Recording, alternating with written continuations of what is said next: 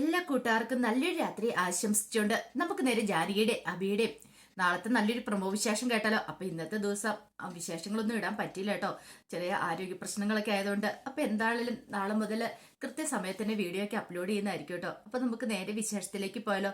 അങ്ങനെ നാളത്തെ വിശേഷത്തെ നമ്മൾ കാണുന്ന ആകപ്പാടെ തകർന്ന് ജാനകി മുറി വന്നിരിക്കുകയാണ്. ഈ സമയത്താണ് അബി അങ്ങോട്ട് വരുന്നത്. അബിയെ കണ്ടതും ജാനകി ഓടിച്ചെന്ന് അബിയെ കെട്ടിപ്പിടിക്കുകയാണ്. ഈ സമയം അബി ജാനിയോട് പറഞ്ഞു, വിഷമിക്കൊന്നും വേണ്ട, എന്തിനാ സങ്കടപ്പെടുന്നതെന്ന് ചോദിക്കുക. ഇല്ല അബിയേട്ടാ, എനിക്ക് സഹിക്കാൻ പറ്റില്ല. അബി ചെയ്ത പ്രവൃത്തി കണ്ടില്ലേ, ആ ഫോട്ടോ താഴെയിട്ട് ദേ അന്ന് അച്ഛൻ്റെ നെഞ്ചത്ത് ചവിട്ടി കഴിഞ്ഞപ്പം നമ്മളെ എല്ലാവരുടെ നെഞ്ചത്ത് ചവിട്ടിയ പോലെ എനിക്ക് ഫീൽ ചെയ്തേന്ന് പറയാണ്. എന്നാലും അവനിത് എങ്ങനെ ചെയ്യാൻ തോന്നി? കുറച്ച് പണത്തിൽ മാത്രം ഒതുങ്ങുന്നതാണോ നമ്മുടെ സ്നേഹം? ഈ സ്വത്തുക്കളിൽ മാത്രം ഒതുങ്ങുന്നതായിരുന്നോ? ഇത്രയും കാലം ഏട്ടത്തി ഏട്ടാന്നൊക്കെ വിളിച്ച് അവൻ പുറകെ നടന്നുകൊണ്ടിരുന്നേ ഈ പണവും സ്വത്തും കണ്ടിട്ടായിരുന്നോ? ഇപ്പൊ കണ്ടില്ലേ, നമ്മൾ ആരും അല്ല എന്നൊരു തോന്നൽ അവന്റെ മനസ്സിൽ. ഒരച്ഛന്റെ മക്കളായിട്ട് പോലും അവൻ അംഗീകരിക്കാൻ കഴിയുന്നില്ലോ എന്ന് പറയാം. ഇത് കേട്ടതും അബി പറഞ്ഞു, അതൊന്നും ഓർത്ത് വിഷമിക്കണ്ട, പെട്ടെന്ന് അവനത് ഉൾക്കൊള്ളാൻ സാധിച്ചില്ല, അതുകൊണ്ട് മാത്രാന്ന് പറയാ. ഇതാ അബിയേട്ടൻ ഞാൻ പറഞ്ഞേ, എപ്പോഴെങ്കിലും ഏതൊരു സമയത്ത് നമുക്ക് ഇവിടുന്ന് ചിലപ്പോൾ ഇറങ്ങേണ്ടി വന്നിട്ടുണ്ടെങ്കിൽ നമ്മൾ ആരും അല്ലാതായിപ്പോ, ഒന്നും അല്ലാതായിപ്പോന്ന്. ഒരു പക്ഷെ അച്ഛനതൊക്കെ അറിഞ്ഞിട്ടായിരിക്കും അബിയേട്ടന്റെ പേർക്ക് അത് എഴുതി വെച്ചേ. ഇനി വേണ്ട, ഇനി അത് റദ്ദാക്കേണ്ട കാര്യമൊന്നുമില്ല. ഇവിടെ നമ്മൾ ഇറങ്ങിയിട്ടുണ്ടെങ്കിൽ നമ്മൾ എങ്ങോട്ട് ഇറങ്ങുമെന്ന് ചോദിക്കാം. ഇറങ്ങുന്നതിനെ പറ്റി ഒന്നും നീ ചിന്തിക്കുക പോലും വേണ്ട. എന്തിനാ ഇപ്പൊ അങ്ങനെയൊക്കെ ചിന്തിക്കുന്നേ? നമ്മൾ ഇറങ്ങാൻ പോകുന്നില്ല ഇവിടുന്ന്, അല്ലെങ്കിലും നമ്മൾ ഇറങ്ങേണ്ട കാര്യം എന്താ? ഞാൻ അച്ഛനും മകൻ തന്നെയല്ലേ, അതൊക്കെ ശരിയാ അബിയേട്ടാ. പക്ഷെ ഇപ്പൊ തന്നെ കണ്ടില്ലേ, അവരെല്ലാരും ഒരു ചേരിയായി മാറിയിരിക്കുക. നമ്മൾ ഒറ്റപ്പെട്ട് ഈ വീട്ടിൽ കഴിയുന്നതിനെ കുറിച്ച് എനിക്ക് ചിന്തിക്കാൻ പോലും പറ്റുന്നില്ല. എന്തിനേറെ പറയുന്നു, അമ്മ പോലും ഇപ്പൊ ഒന്ന് സംസാരിക്കാൻ പോലും വരുന്നില്ല. അമ്മയുടെ മുഖം കാണുമ്പോൾ തന്നെ എനിക്ക് വല്ലാത്തൊരു ഭയമോ തോന്നിയെന്ന് പറയാം. അബിയേട്ടനെ സ്വന്തം മോനെ പോലെ കണ്ടുകൊണ്ടിരുന്നല്ലേ. അബിയേട്ടന്റെ പേരിൽ ആ റിസോർട്ട് എഴുതി വെച്ചത് കഴിഞ്ഞ് അറിഞ്ഞപ്പോ തന്നെ അമ്മയുടെ മനസ്സ് മാറിയത് കണ്ടോ? അപ്പൊ ഇത്രയ്ക്കുള്ള സ്നേഹം അബിയേട്ടനോട് അമ്മയ്ക്കാണല്ലോ ഉണ്ടായിരുന്നല്ലോ. പാവ അച്ഛൻ, ഇതിനിടയ്ക്ക് പെട്ട് കിടക്കുന്ന അച്ഛനാണ്. എല്ലാവരും അച്ഛനെ കുറ്റപ്പെടുത്തുക. അത് കണ്ടിട്ട് എനിക്ക് സഹിക്കാൻ പറ്റുന്നില്ല അബിയേട്ടാന്ന് പറയാണ്. സാരമില്ല ജാനകി, എല്ലാം ശരിയാവും. നമ്മൾ തെറ്റൊന്നും ചെയ്തിട്ടില്ലോ. ഞാന് അവരുടെ സഹോദരൻ തന്നെയാണ്. എനിക്ക് അങ്ങനെ വിശ്വസിക്കാനേ ഇഷ്ടം. ഇനിയിപ്പോൾ അവരെത്ര എന്നെ തള്ളി പറഞ്ഞാലും ആട്ടി ഇറക്കി വിട്ടാലും ഒരിക്കലും എനിക്ക് അവരന്യനാവുന്നില്ല. എന്റെ ചോര തന്നെയല്ലേ അവരും. പക്ഷെ എന്ന് പറഞ്ഞിട്ട് നിർത്തുവാണ് അങ്ങോട്ട്. ഇത് കേട്ടപ്പോൾ ജാനകി പറഞ്ഞു, എനിക്കറിയാം അഭിയേട്ടന്റെ മനസ്സ്, അഭിയേട്ടൻ വിഷമിക്കണ്ടെന്നൊക്കെ പറഞ്ഞിട്ട് അഭിനെ അങ്ങനെ സമാധാനിപ്പിക്കുകയാണ്. പിന്നീട് അമല് മുറിയിലേക്ക് വന്നു കഴിഞ്ഞപ്പോഴത്തേനും അപർണ ഇങ്ങനെ നിൽക്കുന്നുണ്ട്. അപർണയെ കണ്ടത് അമല് മൈൻഡ് ചെയ്യാതെ അങ്ങോട്ട് പോകാൻ തുടങ്ങിയപ്പോൾ അപർണ പറഞ്ഞു, ഇപ്പൊ സമാധാനമായല്ലോ. അബിയേട്ടാന്ന് വിളിച്ചു. നാഴിക്ക് 40 വട്ടം പുറകെ നടന്നതിനുള്ള കൂലി കിട്ടിയില്ലെന്ന് ചോദിക്കാം. എല്ലാം മനസ്സിൽ ഒളിപ്പിച്ചു വെച്ച് എല്ലാരും പറ്റിക്കുമായിരുന്നു പറയാണ്. ഇത് കേട്ട് കഴിഞ്ഞപ്പത്തിന് അമല് പറഞ്ഞു, ദേ പറഞ്ഞേ, ഒരു കാര്യം ഞാൻ പറഞ്ഞേക്കാം. ഇനി നീ അതിനെ കുറിച്ച് കൂടുതൽ സംസാരിക്കണ്ട. നീ ഈ കാര്യം അറിഞ്ഞെങ്കിൽ പോലും ഒരു കാരണവശാലും ഇത് പുറത്ത് പറയാൻ പാടില്ലായിരുന്നു. ഓഹോ, അപ്പൊ ഞാനിത് പുറത്ത് പറഞ്ഞാ കുറ്റമല്ലേന്ന് ചോദിക്കാം. ഇപ്പൊ കണ്ടില്ലേ, എനിക്ക് കുഴപ്പമില്ല. പക്ഷെ അജയേട്ടന്റെ അവസ്ഥ കണ്ടില്ലേ, എല്ലാവർക്കും അത് ചിലപ്പോൾ ഉൾക്കൊള്ളാൻ പറ്റിയെന്ന് വരത്തില്ല. എന്തൊക്കെ പറഞ്ഞാലും ഇനിയിപ്പൊ നീയൊക്കെ കുറ്റപ്പെടുത്തിയെന്ന് പറഞ്ഞാലും അഭിയേട്ടൻ എന്റെ ഏട്ടൻ തന്നെയാ, അതിൻ്റെ ഒരു മാറ്റം ഉണ്ടാകത്തില്ലെന്ന് പറയാണ്. നിങ്ങൾക്ക് അങ്ങനെ കൂടെ പറയാം. നിങ്ങൾക്ക് ഇതല്ല ഇതിലപ്പുറം വന്നാലും നിങ്ങൾക്ക് കുഴപ്പമൊന്നുമില്ല. അങ്ങനെ ഒരാളായി പോയല്ലോ നിങ്ങള്. ആ അഭിയുടെ കള്ള സ്നേഹത്തിൽ നിങ്ങൾ വീണ് കിടക്കുക. അതുകൊണ്ടാന്ന് പറയണേ. ദേ എന്തൊക്കെ ഞാൻ സഹിക്കും, പക്ഷെ എന്റെ അഭിയേട്ടനെ കുറിച്ച് പറഞ്ഞാൽ എനിക്ക് സഹിക്കാൻ പറ്റില്ല എന്നും പറഞ്ഞൊരു ദേഷ്യപ്പെട്ട് മുറിയിൽ നിന്ന് അങ്ങോട്ട് ഇറങ്ങി പോവാണ്.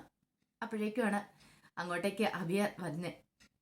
അമലിനെ കണ്ടതും അമലിന്റെ അടുത്തേക്ക് അബി എല്ലുവാണ്. എന്നിട്ട് ചോദിച്ചു, നിനക്ക് തോന്നുന്നുണ്ടോ ഞാൻ നിന്നെ വഞ്ചിച്ചെന്ന്? നിനക്ക് തോന്നുന്നുണ്ടോ അമലേന്ന് ചോദിക്കുക. എന്താ ഇങ്ങനെയൊക്കെ പറയണേ? അല്ല, എല്ലാരും കുറ്റപ്പെടുത്തുക, അപ്പൊ ഇനിയിപ്പൊ നീയും കൂടെ കുറ്റപ്പെടുത്താവുള്ളൂ. ഞാൻ ഒരിക്കലും നിന്നെ കുറ്റപ്പെടുത്താൻ അല്ല, ഞാൻ ഒരിക്കലും ഏട്ടനെ കുറ്റപ്പെടുത്തില്ല. അതിന് ഏട്ടൻ എന്ത് തെറ്റാ ഇതേ? നമ്മള് സഹോദരങ്ങളല്ലേ, ഒരച്ഛന്റെ മക്കള് തന്നെയല്ലേ, പിന്നെന്താ കുഴപ്പം? അമ്മ 2 എന്ന് പറഞ്ഞിട്ട് കാര്യമുണ്ടോ? ഇന്നത്തെ കാലത്ത് രക്തബന്ധം ഇല്ലാഞ്ഞിട്ട് പോലും എത്രയോ ആൾക്കാർ സഹോദരന്മാരായിട്ട് കഴിയുന്നു. പിന്നെ എന്താ ഏട്ടാ കുഴപ്പം? എടാ, എന്തൊക്കെ പറഞ്ഞാലും നീ എന്റെ സഹോദരനാ. ഞാൻ നിന്നെ അങ്ങനെ കണ്ടുള്ളൂ. അന്നും അതെ, ഇന്നും അതെ, എന്നും അതെ. ഇനി മുന്നോട്ടുള്ള ജീവിതത്തിൽ അങ്ങനെ തന്നെയായിരിക്കും. അതിനൊരു മാറ്റമൊന്നും വരാൻ പോകുന്നില്ലെന്ന് പറയാം. എനിക്കറിയാം അഭിയേട്ടാ, അഭിയേട്ടന്റെ വിഷമം എനിക്ക് മനസ്സിലാവുന്നുണ്ട്. അപർണ മനഃപൂർവ്വം, കാരണം തമ്പിയും ചേർന്നിട്ട് അവൾ ഈ കുടുംബത്തെ രണ്ടാക്കാനുള്ള പുറപ്പാടാ. ഒരു കാരണവശാല് അത് അനുവദിച്ചുകൂടാ. എന്താന്ന് വെച്ചാൽ എത്രയും പെട്ടെന്ന് തന്നെ ചെയ്യണമെന്ന് പറയണം. ഒപ്പം തന്നെ അജയേട്ടൻ ചേർന്നു. അജയേട്ടൻ എങ്ങനെ ഇങ്ങനെ മാറാൻ സാധിക്കുന്ന എനിക്കറിയത്തില്ലാത്ത. ഇത്രയും ദിവസം ഏട്ടത്തി ഏട്ടൻ എന്നൊക്കെ പറഞ്ഞ് കൂടെ നടന്നിട്ട് പെട്ടെന്നൊരു ദിവസം ഇങ്ങനെയൊക്കെ സംഭവിക്കാനായിട്ട് എന്താ എനിക്ക് പോലും വിശ്വസിക്കാൻ പറ്റുന്നില്ല എന്ന് പറയണം. സാരമില്ല, അജയുടെ മനസാക്ഷി അതവന് സമ്മതിക്കുന്നില്ലായിരിക്കും. ഒരു പക്ഷെ ഇത്രയും കാലം ഇതെല്ലാം മറച്ചു വെച്ചെന്നൊരു ചിന്തയായിരിക്കും അവന്റെ മനസ്സിൽ. അത് മാത്രമല്ല, നമ്മൾ ഉദ്ദേശിക്കുന്ന ആളൊന്നും അല്ല അജയേട്ടൻ. അത് പണ്ടേ എനിക്ക് ബോധ്യപ്പെട്ട കാര്യമൊന്നും അമല് പറയാണ്. സാരമില്ല. ദേ അഭിയേട്ടാ, അഭിയേട്ടൻ വിഷമിക്കേണ്ട. ആരൊക്കെ എന്തൊക്കെ പറഞ്ഞാലും ഞാൻ അഭിയേട്ടനോടൊപ്പം കട്ടയ്ക്കുണ്ടായിരിക്കും. അഭിയേട്ടനും എടുത്ത് ഇവിടെ വേണമെന്ന് പറയാം. ഇവിടെ നിൽക്കാൻ പോലും തോന്നില്ലടാ. ഇപ്പൊ തന്നെ കണ്ടില്ലേ, ഈ കുടുംബത്തിൽ ആരും തമ്മിൽ അധികം സംസാരം പോലും ഇല്ല. എല്ലാവരും ഒറ്റപ്പെടുത്തിയ പോലെ തോന്നേ. ആരൊക്കെ ഒറ്റപ്പെടുത്തിയാലും ഞാൻ കൂടും അഭിയേട്ടൻ്റെ കൂടെ. അഭിയേട്ടനൊപ്പം താങ്ങും തള്ളുവാൻ ഞാനുണ്ടാവും. അഭിയേട്ടനറിയാലോ, ഞാൻ എന്ന് എന്നെ അഭിയേട്ടാന്ന് വിളിച്ചോ അന്നും മുതൽ എൻ്റെ ഏട്ടൻ തന്നെ അഭിയേട്ടൻ. അതുപോലെ തന്നെ ജാനിയടുത്തിയും പൊന്നും, നിങ്ങളൊന്നും ഇല്ലാതെ ഈ കുടുംബം ഒരിക്കലും മുന്നോട്ട് പോകത്തില്ല. നിങ്ങൾ ഈ കുടുംബത്തിൽ വേണമെന്ന് പറയണം. ആരും ഒരിടത്തേക്കും ഒന്നും പോകാനൊന്നും പോകുന്നില്ല.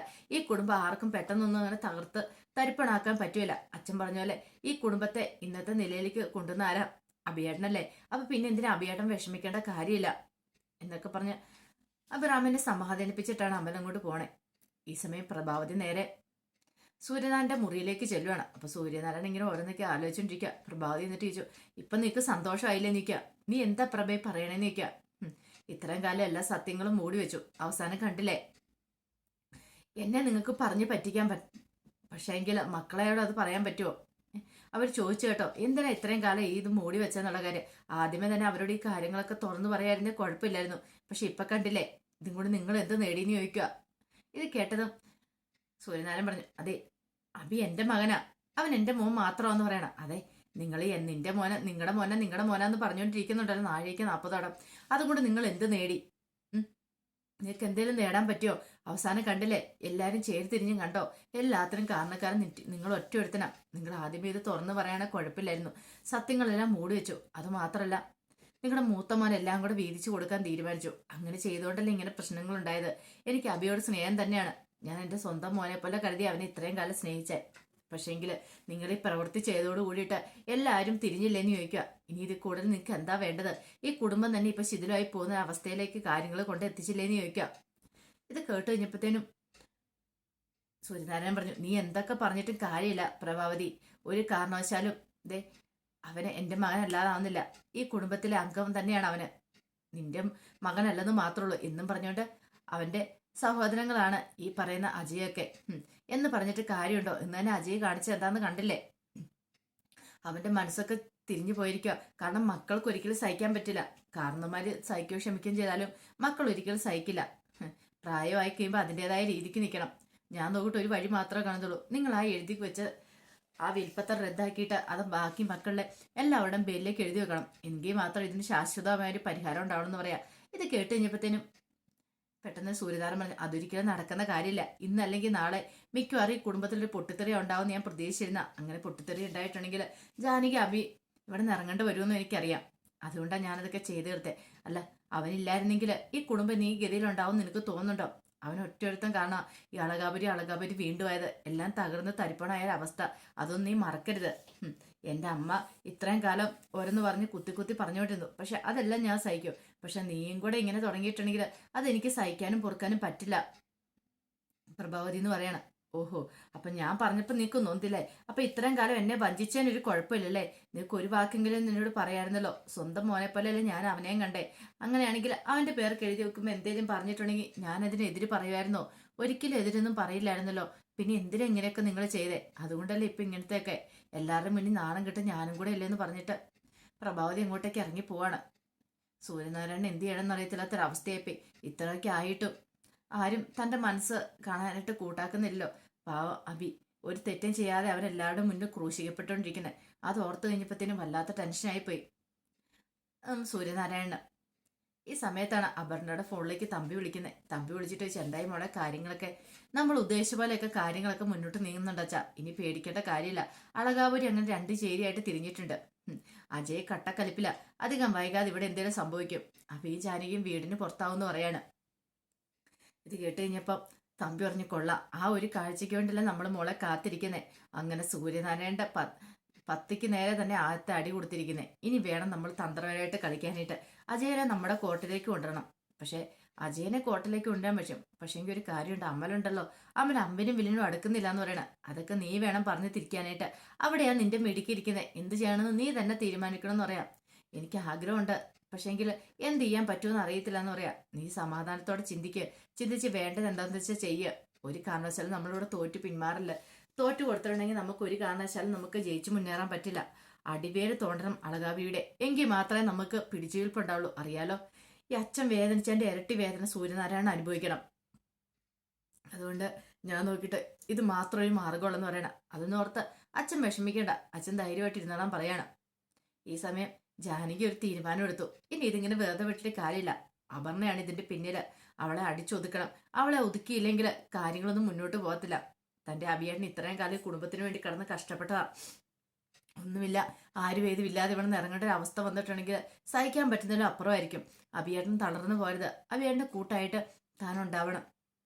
അപർണ എന്തേലും കള്ളക്കളി കളിച്ചിട്ടുണ്ടെങ്കിൽ അവൾക്കെതിരെ നീങ്ങുകയും ചെയ്യണം. ഒരു കാരണവശാലും അവളുടെ മനസ്സിലെ തന്ത്രം ഈ അളകാപറ്റി രണ്ടായിട്ട് വേർപിരിയായിട്ട് കാരണമായത്. അതിനെന്ത് ചെയ്യണം തീരുമാനിച്ച് നേരെ ജാനകി സൂര്യനാരായണന്റെ മുറിയിലേക്ക് ചെല്ലുവാണ്. സൂര്യനാരായണന്റെ മുറിയിലേക്ക് എന്നിട്ട് സൂര്യനാരായണന്റെ ഒരു കാര്യങ്ങളൊക്കെ പറയുന്നുണ്ട്, എന്താ വേണ്ടതെന്നുള്ള. കാരണം ഇനി കുടുംബത്തെ പിരിക്കാതിരിക്കാൻ വേണ്ടിയിട്ട് എന്താ ചെയ്യേണ്ടതെന്നൊക്കെ പറയുന്നുണ്ട്. ജാനകി തന്നെ മനസ്സിലുള്ള കാര്യങ്ങളൊക്കെ പറയണം. അപ്പൊ അതിന്റെ വിശേഷങ്ങളൊക്കെ നാളെ കാണാൻ പോകുന്നത്. ആ വിശേഷങ്ങൾക്കായി നമുക്ക് എല്ലാവർക്കും കാത്തിരിക്കാട്ടോ. ഒരിക്കൽ കൂടി എല്ലാവർക്കും നല്ലൊരു രാത്രി ആശംസിച്ചു നിർത്തുന്നു. നന്ദി.